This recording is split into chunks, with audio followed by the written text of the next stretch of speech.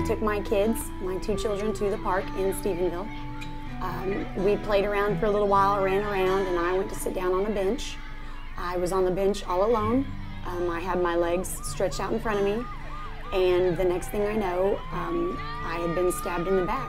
Severed my spinal cord at the about T4, T5 level.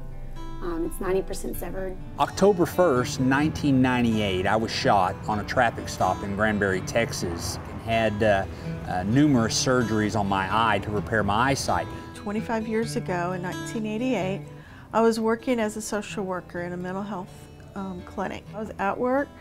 One of the clients of the agency came with a gun and started shooting at a group of us.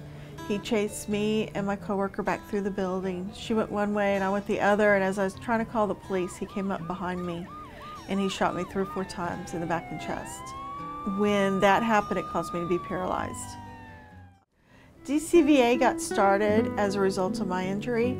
We recognized as a family that we weren't the only ones that face the hardships that come. When something like this happens, it doesn't just affect the victim, it affects the whole family. I wanted information and there was no one to give us information. And that was heart-wrenching on me every day.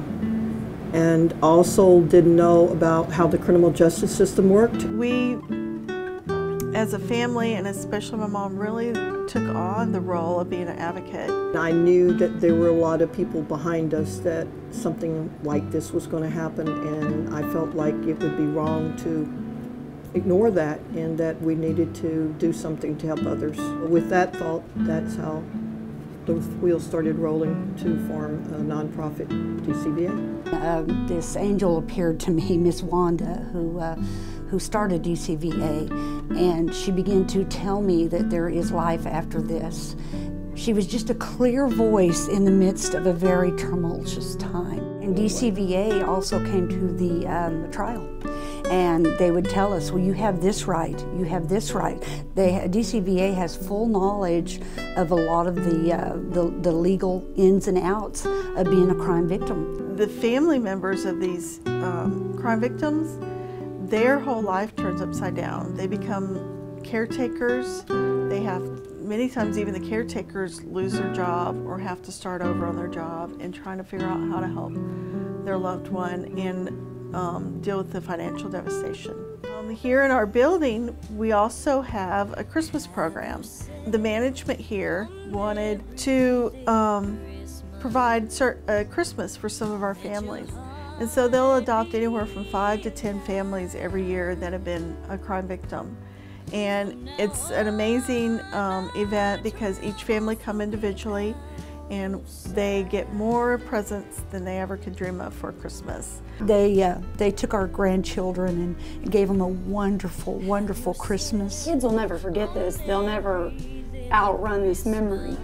But that time was just really hard, that first Christmas, and they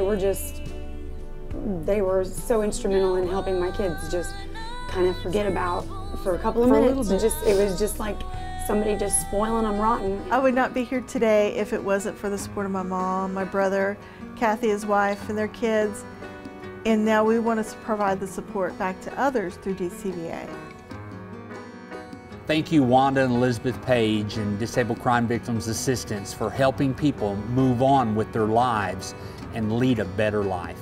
Without you, we would not have known where to turn. There was not one specific place that we could turn that knew all the information. Because of you, we were able to continue life.